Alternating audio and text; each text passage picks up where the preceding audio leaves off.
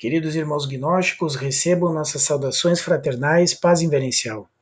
O motivo deste vídeo, nesta noite de hoje, 11 de novembro de 2018, 56º ano da Era de Aquário, é trazer uma proposta de ação dentro da Gnosis. Então vamos trazer alguns argumentos para que junto possamos refletir sobre a urgência desta ação neste momento em que estamos vivendo. Brevemente, para contextualizarmos, sabemos que a Gnosis é um conhecimento universal, eterno, porém que de tempos em tempos vem ao mundo com a finalidade de restaurar estes princípios espirituais no mundo. Para isso, ela sempre se reveste de uma forma, ela sempre adota uma característica, um formato, uma metodologia específica que a humanidade está precisando naquele momento, naquela época, naquele contexto. Ou seja, a linguagem da gnose sempre é adaptada à necessidade que o mundo vive, apesar dos seus ensinamentos serem sempre os mesmos. O Cristo, ele sempre cumpre uma missão em 3 áreas. Costumamos pensar que a gnosis ela tem uma finalidade espiritual apenas, e não.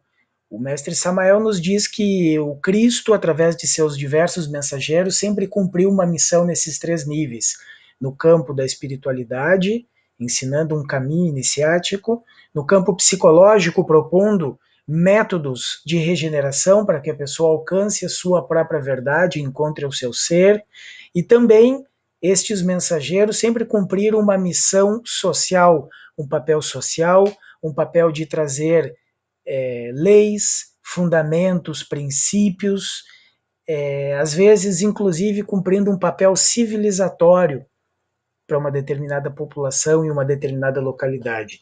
Nós vemos aí a expressão destes 3 elementos que o Cristo dizia: eu sou o caminho, a verdade e a vida.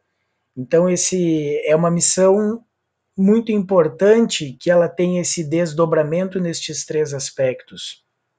Nós podemos, por exemplo, fazer um percorrido por várias escolas, vários mensageiros do passado. Por exemplo, entre os gregos, nós tínhamos que esse papel social era o papel de abertura ou a câmara esotérica com X, onde através do teatro, da dança, da música, as pessoas se aproximavam pouco a pouco dessas reflexões sobre os fundamentos mais básicos da vida, e através dali se filtravam as pessoas que tinham interesse nos mistérios mais profundos para colocá-los nas câmaras iniciáticas. O Cristo também ele tinha um papel de levar uma mensagem aos seus iniciados, aos seus discípulos, porém esses discípulos primeiro eles eram encontrados dentro das multidões. E qual era o papel esotérico com X que o Cristo fazia? O Cristo curava enfermos, o Cristo dava sermões, o Cristo falava em parábolas, e através disso as pessoas se acercavam dele para conhecer essa mensagem. E dentre aquelas pessoas que tinham mais afinidade com essa mensagem, que tinham mais interesse, então ele ia encontrando seus discípulos. Nós vemos que, por exemplo, no Egito, no Antigo Egito, Osíris cumpriu um papel semelhante. Osíris é tido como deus da agricultura e da fertilidade, porque, acima de tudo, ele foi um civilizador.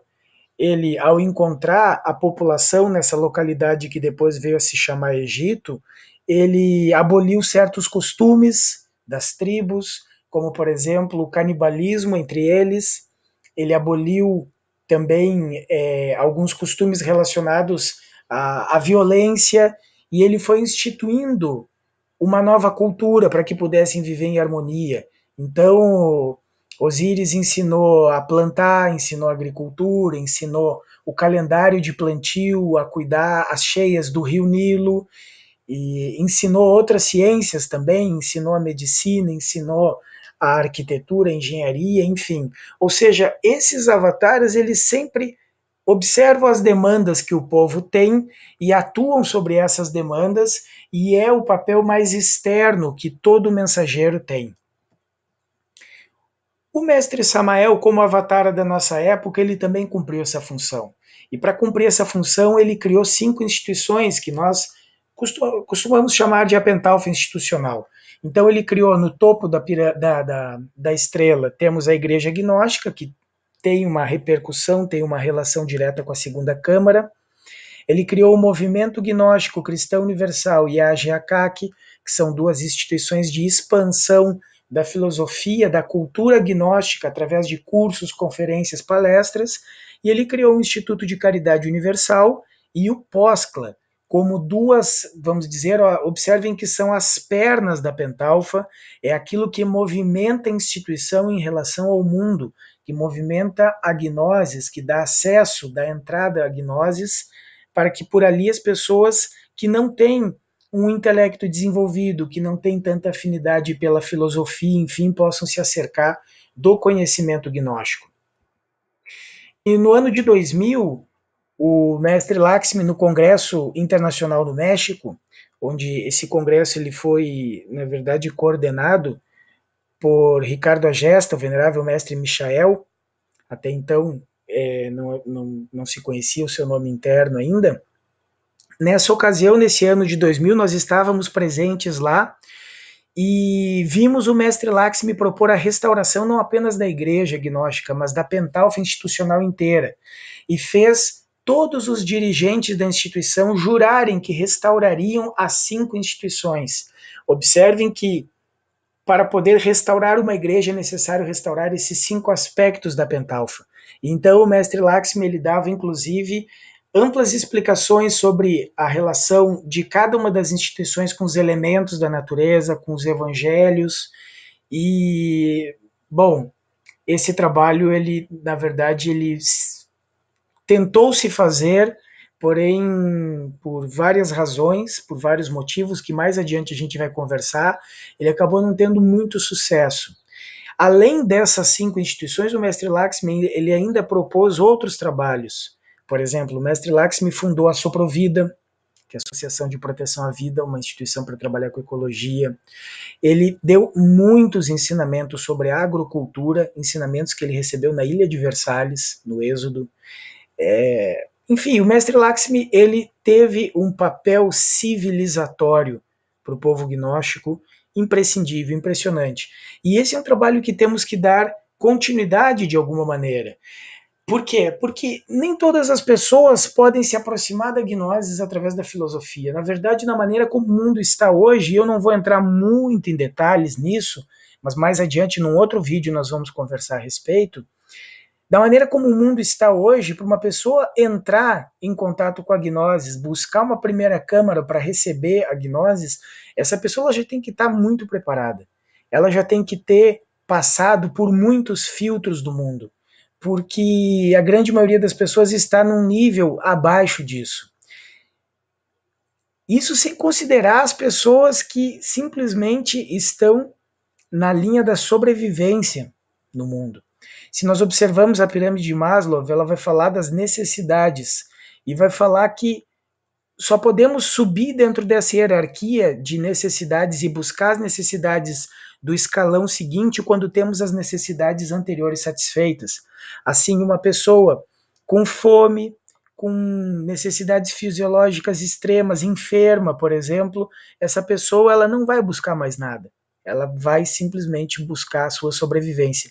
Quando temos isso satisfeito, buscamos recursos de alguma maneira para poder ter a manutenção dessa qualidade mínima de vida. Vamos buscar um emprego, uma casa, vamos buscar formas de sustentar essa saúde. Quando temos essas necessidades satisfeitas, vamos buscar satisfazer necessidades sociais, como a questão da família, o amor, relacionamentos, etc.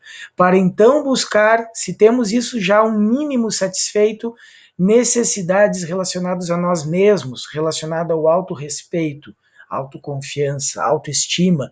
E se temos isso satisfeito, então buscamos autorrealização, que é a máxima expressão da potência do ser, e ali se encontra o campo da espiritualidade.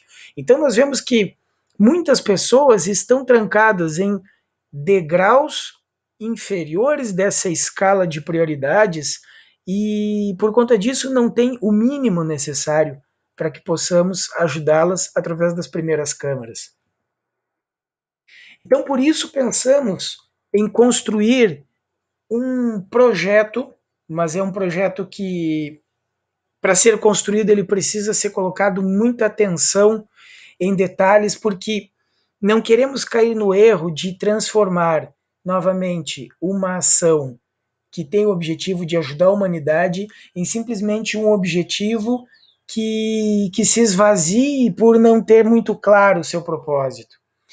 Quando pensamos no movimento de ação ecossocial, sigla para o projeto é MANH, nós pensamos, acima de tudo, em construir uma transição no mundo. Construir, na verdade, para nós mesmos e para o nosso entorno, para a nossa vizinhança, para as pessoas que estão próximas de nós, construir uma experiência como se fosse uma ilha onde pudéssemos viver fora dos sistemas do mundo, tirar a cabeça para fora dos sistemas.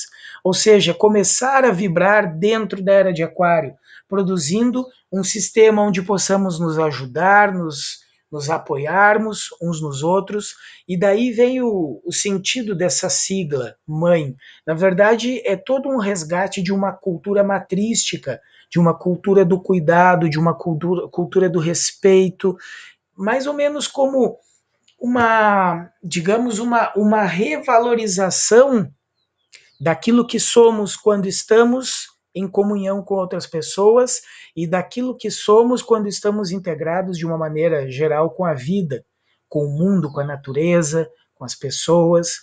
Então, o objetivo desse projeto é começarmos a construir ações no mundo que viabilizem nos aproximarmos realmente do mundo e aprendermos e trocarmos experiência com o mundo.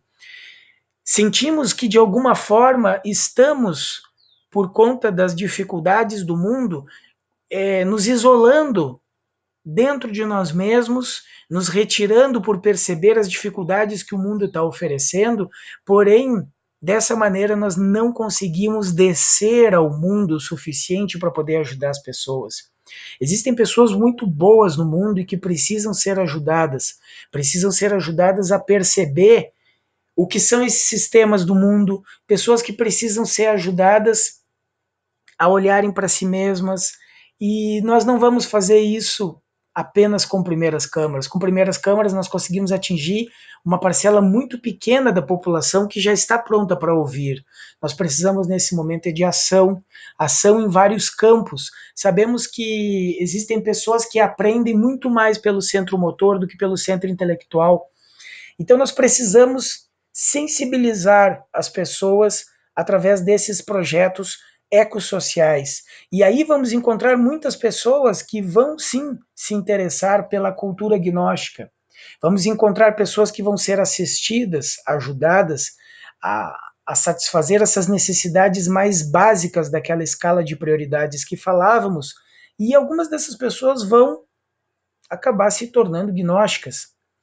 Mas se não se tornarem gnósticas também não tem problema, porque o nosso objetivo não é tornar o mundo gnóstico. Isso é uma coisa que nós temos que ter claro. O nosso objetivo é encontrar os gnósticos. E para isso nós vamos disseminar a cultura gnóstica no mundo, tornando o mundo, com todos os seus sistemas e instituições, um lugar melhor de se viver. O mestre Samael ele enfatizava muito essa mensagem. E nós temos que recuperar isso na nossa ação, na nossa percepção do mundo. Tornarmos o mundo um lugar melhor para todos, para os cristãos, para os umbandistas, para os espíritas, para os ateus, para todas as pessoas que de alguma forma possam beber dessa fonte que o Avatar traz, que os mensageiros trazem, e possam se beneficiar com isso e construir ambientes melhores no mundo, construir, digamos, uma experiência de comunhão. Isso é o grande objetivo desse movimento de ação ecossocial. Se nós observarmos isso que estamos falando, ainda de uma maneira um pouco atropelada, assim, para nós darmos cumprimento e começarmos com essas ações, porque ainda teríamos muita coisa para falar sobre isso, muitas reflexões que fizemos nos últimos meses que apontam que esse é um caminho não só interessante, mas imprescindível para o nosso futuro enquanto instituição. Não estamos buscando uma ação para mudar o mundo com isso, estamos buscando ações que nos ajudem, que nos facilitem a mudar a nossa vizinhança, a nossa comunidade, mudar a forma como nos relacionamos entre nós. Então, para isso, nós temos muitas áreas para pensar dentro desse movimento, dentro do Projeto Mãe.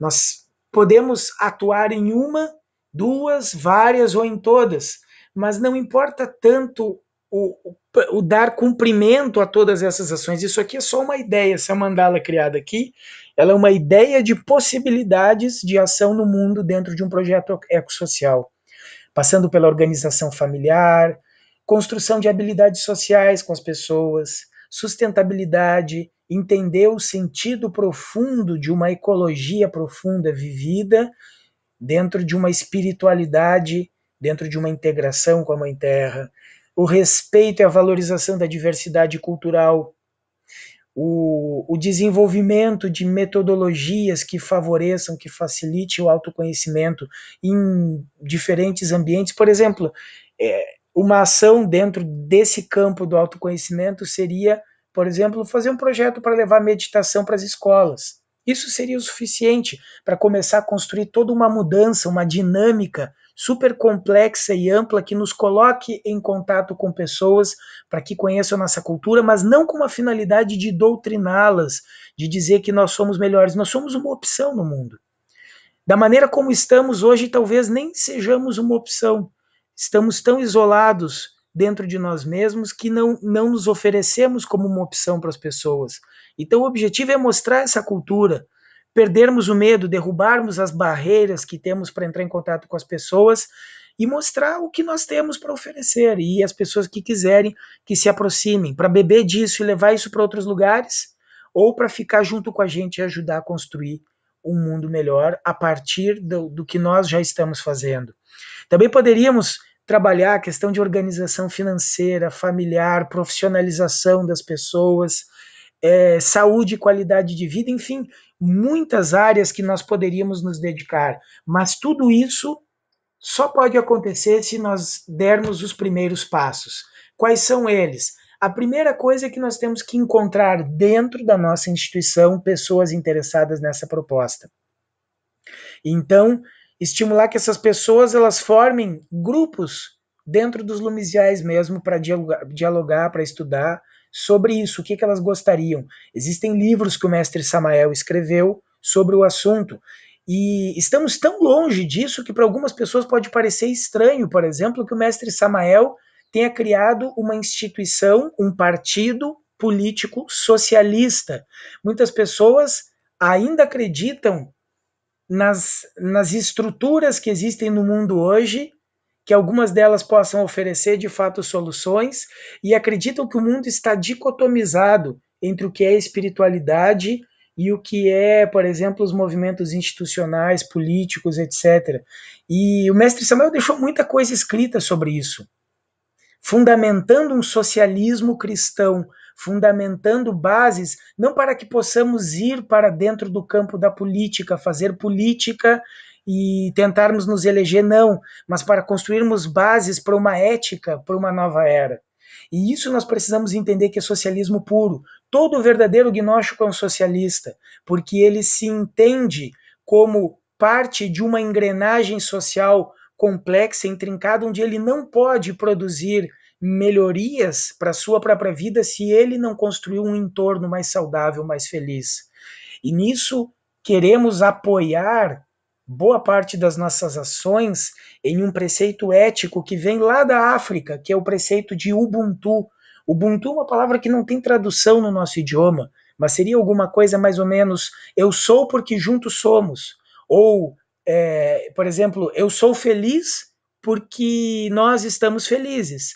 Eu sou saudável porque eu construo um ambiente saudável com as outras pessoas. Ou seja, essa indissociabilidade entre o indivíduo e o mundo.